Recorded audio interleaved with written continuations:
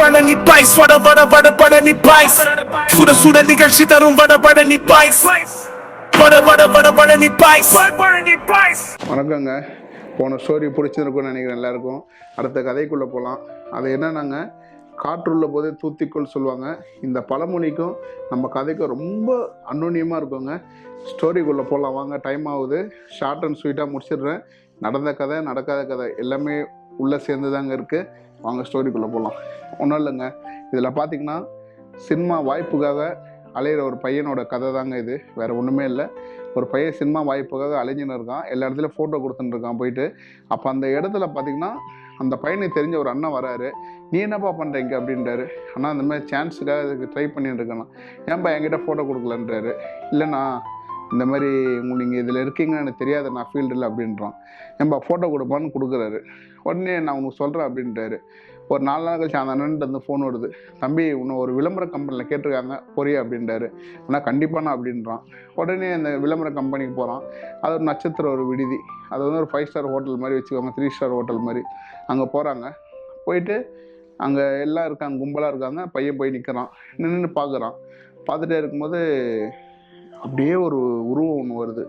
Director யாருன்னு பார்த்தா ஒரு பெண் டைரக்டர். அவங்க ரொம்ப திறமையானவங்க. அவங்க தான் இந்த ஆட் ஃபிலிமோட டைரக்டர் அவங்க. உடனே இதை எடுக்கும் போது அவங்க அந்த பையனை வந்து அப்படியே பார்க்குறாங்க, மேலேயும் கீழேயும் பார்க்குறாங்க. யார் இவர் அப்படின்றாங்க. மேடம் நம்ம ஃபோட்டோ பார்த்துட்டு வருஷம் அவர் தான். சரி உட்கார சொல்லுங்கள் அப்படின்றாங்க. 2-3 கொஸ்டின் கேட்குறாங்க. அதுக்கெல்லாம் இவர் கரெக்டாக பதில் சொல்லிடுறாரு. அதுலேயே அவங்களுக்கு பிடிச்சிருது இந்த பையனை. உடனே சரின்ட்டு அப்படியே போயினே இருக்காங்க. அப்படியே ஒரு சென்னையில் ஒரு ஆட் ஃபிலிம் நடக்குது. ஆட் ஃபிலிம் ஷூட்டிங் நடக்கும்போது இந்த பையன் போகிறான். அவங்க எப்படி எப்படிலாம் கேட்டாங்களோ அந்த மாதிரி நடித்து கொடுத்துட்றான். ரொம்ப இம்ப்ரெஸ் ஆகிடுறாங்க அவங்க. இந்த பையன் மேலே ஒரு நல்ல ஒரு நம்பிக்கை வந்துடுது. சரி ஓகே ரைட் நல்லா பண்ணுறான் அப்படின்ட்டு. அப்படியே போயினே இருக்குது. மறுபடியும் ஒரு 1 வீக் கழிச்சு கூப்பிட்றாங்க இந்த கம்பெனிக்கு. இந்த பையன் போகிறான். மேடம் குட் மார்னிங் அப்படின்றான். குட் மார்னிங் அப்படின்றாங்க மேடம், இந்த டைரக்டர் மேடம்.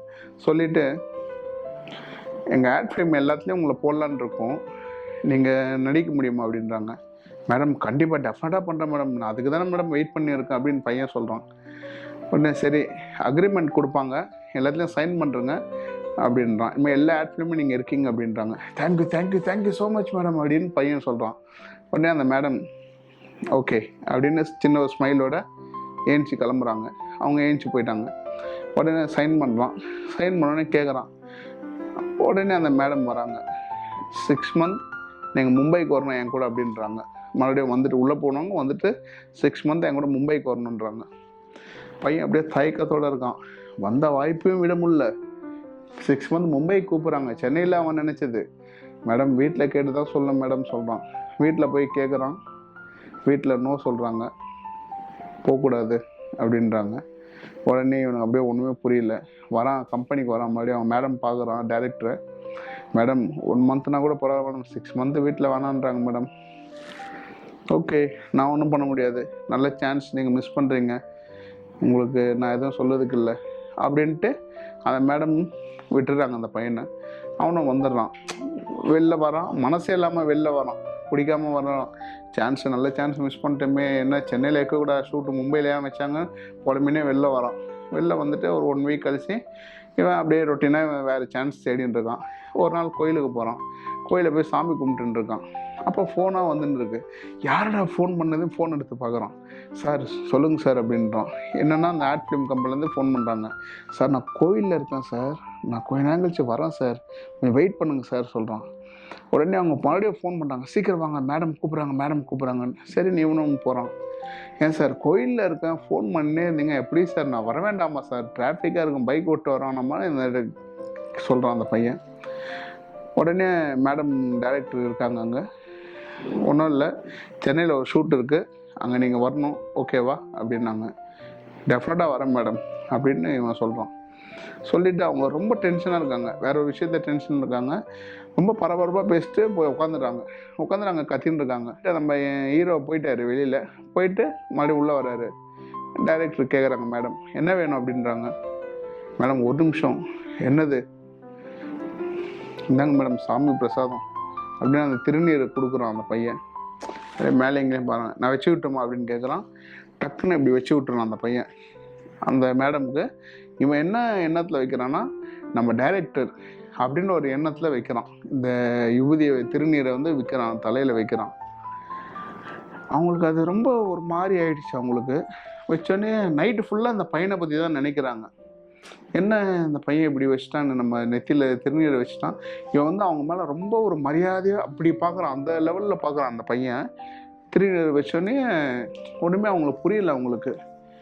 உடனே அவங்க நைட்டு ஃபுல்லாக இந்த பையனோட திங்கிங் தான். மறுநாளுக்கு மார்னிங் வந்து பிரேக்ஃபாஸ்ட் சாப்பிட அந்த பையனை கூப்பிட்றாங்க ஹோட்டலுக்கு, வாங்க அப்படின்ட்டு. இவங்களே ஃபோன் பண்ணி கூப்பிட்றாங்க, மேடம் டைரக்டரு. உடனே அந்த பையன் போகிறான்.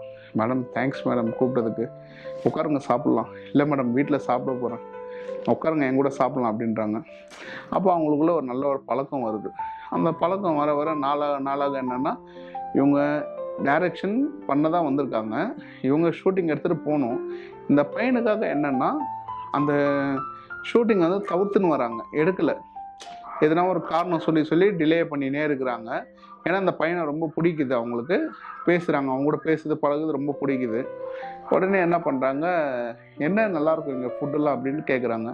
அப்போ நீங்கள் என்னென்ன சாப்பிடுன்னு கேட்குறாங்க. இதெல்லாம் சாப்பிடுன்னு சொல்கிறாங்க. அந்த பையனுங்க சாப்பிட்ற சில விஷயம்லாம் இவங்களுக்கு பிடிச்சிருக்கு. அப்போ வந்து இந்த மேடம் சொல்கிறாங்க, எனக்கு அதிரசம் ரொம்ப பிடிக்கும் அப்படின்றாங்க. அப்படியா மேடம் அப்படின்னு அந்த பையன் கேட்குறான். கேட்டுட்டு மறுநாள் திடீர்னு எங்கள் ஆஃபீஸ்க்குள்ளே போகிறான். போயிட்டு மேடம் அதிரசம் கேட்டிங்களே அப்படின்ட்டு கொடுக்குறான். நான் இப்போ ஓ நேற்று சொன்னதை சொல்கிறீங்களா? ஆமாம் எனக்கு பிடிக்கும், பட் இப்போ சாப்பிட்றதில்ல அப்படின்றாங்க. சாப்பிடுங்க மேடம். இல்லை வேண்டாம் இருக்கட்டும், சாப்பிடுங்க, உங்களுக்கு தான் வாங்கிட்டு வந்தேன். சரி நாங்கள் வச்சுட்டு போயிடுங்க, நான் சாப்பிட்றேன்னு சொல்லிட்டு அந்த பையன் அப்படி போனோன்னே எடுத்து சாப்பிட்டுன்னு இருக்காங்க. உடனே பிரித்து சாப்பிட்டுன்னு இருக்காங்க ஆசையாக. திடீர்னு அந்த பையன் பைக்கு உள்ளே வச்சுட்டான். பைக்கு எடுக்கிறதுக்குள்ளே வரான். பார்த்தா மேடம் அதிரசம் சாப்பிட்டுருக்காங்க. நல்லா இருக்கா மேடம் அப்படின்னு பையன் கேட்குறான். குட் அப்படின்றாங்க. சொல்லிவிட்டு அவங்களும் சிரிச்சுட்டாங்க. சிரித்து முடிச்சுட்டு கொஞ்ச நேரம் கழிச்சு என்ன பண்ணுறாங்க, சாப்பிட்ணும் அப்படியே தண்ணி குடிச்சிட்டு, நான் நேற்று சொன்னேன் இந்த மாதிரி அதிரசம் பிடிக்குன்ட்டு, எனக்காக மெனக்கட்டு அவன் வாங்கிட்டு வரான். சரி ஓகே ரைட் அப்படின்ட்டு அவங்க நினைக்கிறாங்க. மனசில் ஒரு எண்ணமும் தோணுது அவங்களுக்கு. இவ்வளோ பேர் என்கிட்ட ஒர்க் பண்ணுறாங்க, எல்லாம் இருக்காங்க. ஆனால் நான் சொல்லுறத இவங்க யாருமே எதுவுமே என்ன ஒரு இதுவாகவே கேட்கல. ஏன்னா மரியாதை மதிப்பு இருக்குது, பட் என்னை ஒரு உணர்வாக யாருமே பார்க்கலையே அப்படின்ட்டு. என்ன விஷயம்னா, இந்த பையன் இந்த திருநீர் வச்சான் இல்லையா கோயிலுக்கு போயிட்டு வந்து, அந்த அந்த மேடமுக்கு பார்த்தீங்கன்னா அவங்க அப்பா இல்லை, இறந்துட்டாங்க. அவங்க அப்பானா ரொம்ப பிடிக்கும் அந்த மேடமுக்கு. அப்போ வந்து அந்த திருநீரை வச்சோடனே அந்த மேடம் வந்து அந்த செகண்ட் அந்த பையன் வச்சோடனே அவங்க அப்பாவை ஃபீல் பண்ணிட்டாங்க. நம்ம அப்பா வைப்பார், இந்த மாதிரி தான் நம்மளுக்கு கோயிலுக்கு போய் வைப்பார், இப்போ யாரும் வைக்க இல்லையே, இந்த பையன் இப்படி வச்சான் அப்படின்னு நைட் ஃபுல்லாக நீங்கள் நைட் தூக்கம் வராது காரணம். இன்னொன்று அதிரசம் வாங்கிட்டு வந்து கொடுத்தான் பாருங்கள், பிடிச்சிருக்குன்னொன்னே இந்த மாதிரி என்ன பிடிக்குன்னு அவங்கள கேட்டுட்டு வாங்கிட்டு வந்து கொடுத்தான் பாருங்கள். இவன் செய்கிறது எல்லாம் என்னென்னா நம்மளுக்கு வாய்ப்பு கொடுத்தாங்க, நம்ம வந்து அவங்களுக்கு எதுனா ஒன்று செய்யணும்னு இவனுக்கு ஒரு ஆசை. அது என்ன ஆச்சுன்னா கடைசியில் போய் பார்த்திங்கன்னா காதலாக மலருது. அப்போ வந்து அவங்க அந்த மேடம் சொல்கிறாங்க, ஒரு நாள் கூப்பிட்றாங்க ஈவினிங், கொஞ்சம் வாங்க உங்ககிட்ட பேசணும் அப்படின்றாங்க. இவனும் போகிறான் ரெஸ்டாரண்ட்டுக்கு. போயிட்டு பார்க்குறான். சொல்லுங்கள் மேடம். ஒன்றும் இல்லை, எனக்கு உங்கள் ஞாபகமாகவே இருக்குது, என்னென்னே புரியல எனக்கு என் ஒர்க்கு எதுவுமே பண்ண முடியல. ஆட் ஃபிலிம் எடுக்க வந்தேன், எதுவுமே பண்ண முடியல என்னால். ஏன் இப்படி ஆகுது எனக்கு ஒன்றுமே புரியல. நீங்கள் ஏன் என்கிட்ட இப்படிலாம் பிஹேவ் பண்ணுறீங்க? மேடம் நான் எதுவும் தப்பாக பிஹேவ் பண்ணல. இல்லை நீங்கள் தப்பாக பண்ணீங்க நான் சொல்ல வரல, நீங்கள் பிஹேவ் பண்ணீங்க ரொம்ப எனக்கு டிஸ்டர்ப் ஆகுது. எனக்கு உங்கள் என்ன சொல்கிறது இல்லை, ஏன் என் மேலே இவ்வளோ அன்பாக இருக்கீங்க அப்படின்னு அந்த டைரக்டர் மேடம் கேட்குறாங்க. லைட்டாக அழுதுனே கேட்குறாங்க. ஏன் மேடம் எதனா தப்புன்னு தான் மன்னிச்சிக்கோங்க மேடம் அப்படின்னு இவன் சொல்கிறான் பதட்டமா. ஐயோ எதனா மேடம் நினச்சிட்டாங்களா தெரியல அப்படின்ட்டு. அதெல்லாம் இல்லை, எனக்கு ரொம்ப நாள் கழிச்சு எனக்கு ரொம்ப நிம்மதியாக இருந்தேன் நான். ஏன்னா எனக்கு உங்களை ரொம்ப பிடிச்சிருக்கு, நான் உங்களை ரொம்ப லைக் பண்ணுறேன், என்னை கல்யாணம் பண்ணிக்கிறீங்களா அப்படின்னு அந்த டைரக்டர் மேடம் பையனை பார்த்து கேட்குறாங்க. அப்படியே ஃப்ரீஸ் ஆகி, மேடம் என்ன மேடம் நீங்கள் போய் என்ன சொல்கிறீங்க, நீங்கள் எவ்வளோ பெரிய ஆள், எவ்வளோ பெரியவங்க, உங்கள் ஸ்டேட்டஸ்க்கு நல்லா ஒன்றுமே இல்லை மேடம் அப்படின்னு பையன் சொல்கிறான்.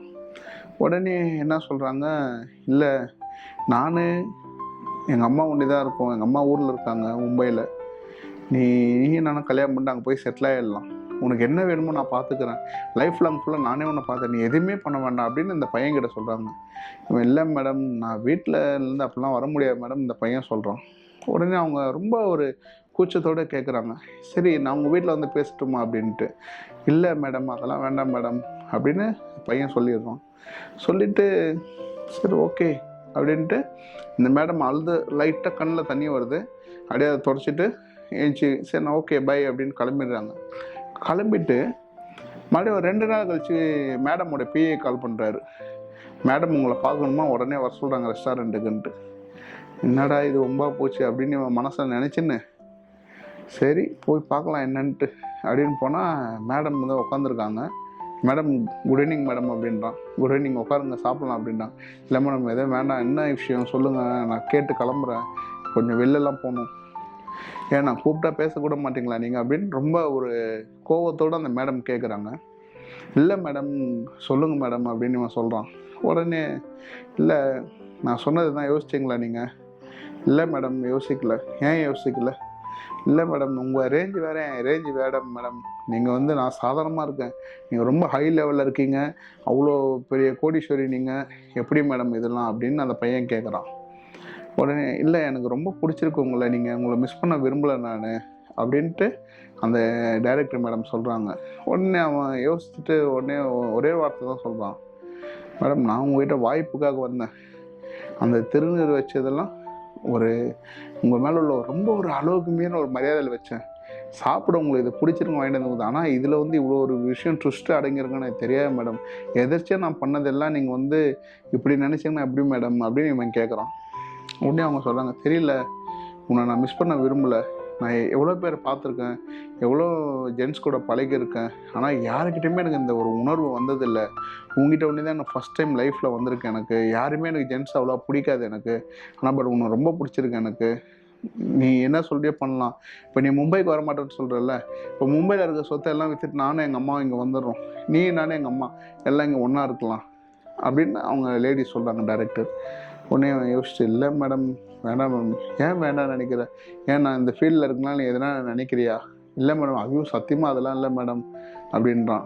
உடனே என்னதான் விஷயம் உனக்கு சொல்லு, ஏன்னா பணக்கார பொண்ணால திமிரா இருப்பேன் நினைக்கிறியா? அதெல்லாம் கிடையாது. ஐயோ இல்லை அதெல்லாம் இல்லை மேடம். அப்போ என்னதான் விஷயம் சொல்லு அப்படின்றாங்க.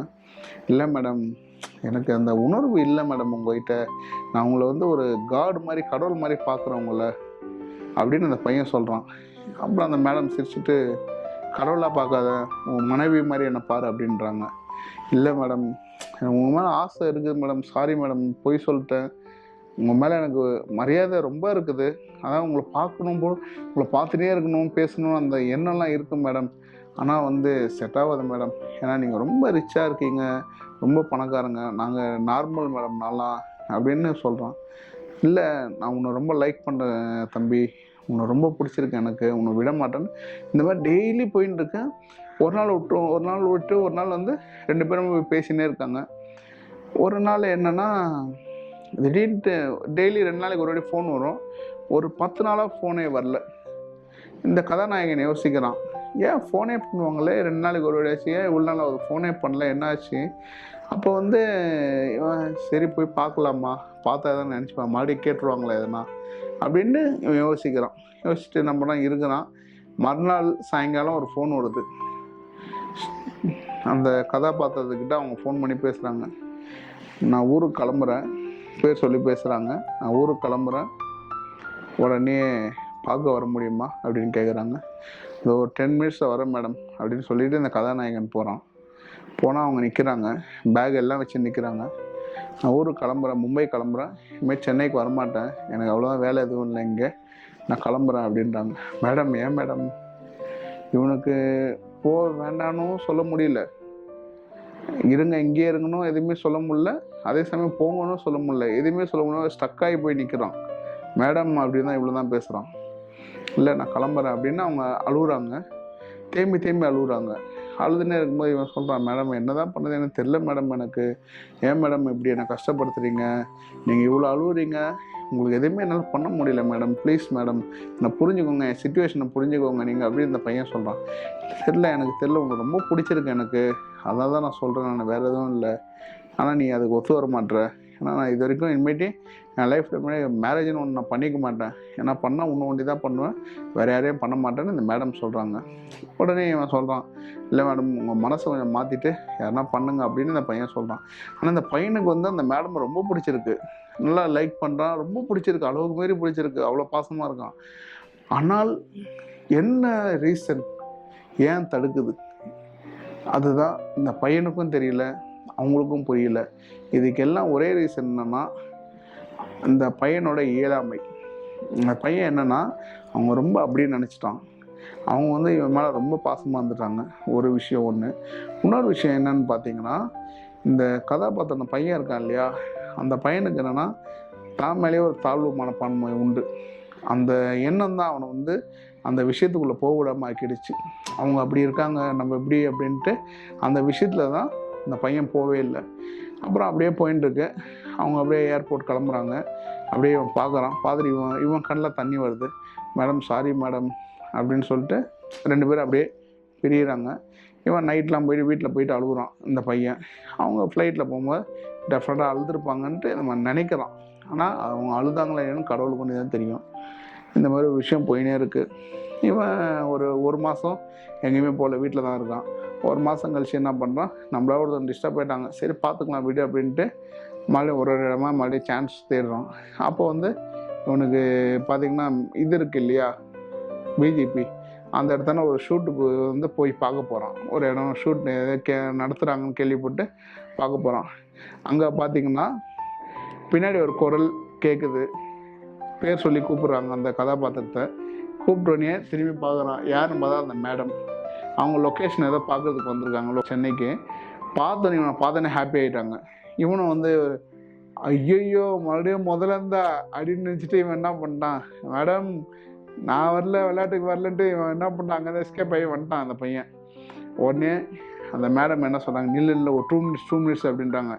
உடனே என்ன போகிறான், என்ன மேடம் சொல்லுங்கள், பயப்படாத, அவன் டிஸ்டர்ப் பண்ணல, என்னைக்கு உனக்கு என்ன பிடிக்குதோ அன்றைக்கி நீ சொல்லு, கல்யாணம் பண்ணிக்கலாம். அது வரைக்கும் நான் உன்னை எதுவும் டிஸ்டர்ப் பண்ணல, எதுவுமே பண்ணல. உன் ஒர்க்கை நீ பாரு, என் ஒர்க்கை நான் பார்க்குறேன். வேறு எதனா ஒர்க் இருந்தால் கூட உனக்கு சொல்கிறேன். என் மேலே என்னைக்கு முழுசாக நம்பிக்கை வருதோ அன்றைக்கி நீ வா, நான் உன்னை கல்யாணம் பண்ணிக்கிறேன் அப்படின்னு அவங்க சொல்லிவிட்டு அவங்க ஒர்க்கை பார்த்துன்னு இருக்காங்க. இவன் ஒர்க்கை பார்த்துன்னு இருக்கிறான். அதுதாங்க சொல்லுறது, காற்றுள்ள போதே தூத்திக்கொள்னு சொல்லுது. எதுக்குன்னா இதுக்கு தான் சொல்லுது. ஏன்னா இப்போ அந்த மேடம் வந்து இவன் வந்து கல்யாணம் பண்ணியிருந்தான்னா அப்போ பார்த்திங்கன்னா அவனோட லைஃபே வந்து பார்த்திங்கன்னா வேறு மாதிரி போயிருக்கும். கல்யாணம் பண்ணியிருந்தான்னா அவன் லைஃப் வேறு லெவலில் போயிருக்கும். இப்போ அவன் பண்ணாதனால என்ன ஆச்சுன்னா அவனுக்கு அந்த இப்படியும் போக முடியல, அப்படியும் போக முடியல. கல்யாணம் பண்ணியிருந்தானா அவன் வேறு லெவலில் போயிருப்பான். அவங்க கூட அங்கே செட்டில் ஆகுறதோ இல்லை அவங்க இங்கே செட்டில் ஆனாலோ ஏதோ ஒரு லெவலில் அவன் இருந்திருப்பான். இப்போ நம்ம கதாநாயகன் என்ன பண்ணியிருக்கான் ஒரு கேள்விக்குரியதாங்க. அதுதான் சொல்லுது, காற்றுள்ள போதே தூத்திக்கொள். நம்மளுக்கு வாய்ப்பு வருங்க, வரும்போது அதை நோக்கி நம்ம போய் பயணம் பண்ணிடணும். எதையுமே எதை பற்றியும் யோசிக்கக்கூடாது, யாரை பற்றியும் யோசிக்கக்கூடாதுங்க. ஏன்னா இன்றைக்கி எல்லாம் சொல்லுவாங்க, நம்ம கூட யாரும் இருக்க மாட்டாங்க. ஆனால் நம்ம ஏன் சொல்கிறோன்னா, நம்மளுக்கு என்ன மனசுக்கு தோணுதோ அந்த மனசு சொல்கிறத கேட்டுட்டு கடவுள் மேலே பாரத்தை போட்டு போயிட்டே இருக்கணும். ஏன்னா உண்மையான அன்பை என்றைக்கும் உதாசனம் படுத்தாதீங்க. உண்மையான அன்பு கிடைக்கிறது ரொம்ப கஷ்டங்க. அதை உதாசீனப்படுத்திட்டிங்கன்னா வாழ்க்கையில் நீங்கள் தான் வருத்தப்படுவீங்க. உண்மையான அன்புக்கு என்றைக்குமே தலை வணங்குங்க. யார் நம்மக்கிட்ட எது அன்பை காமிச்சாலும் நீங்கள் 2 மடங்கு காமிச்சிருங்க. காற்றுள்ள போதே தூத்திக்கொள். இந்த கதையோட விளக்கம் அதுதாங்க. நன்றி.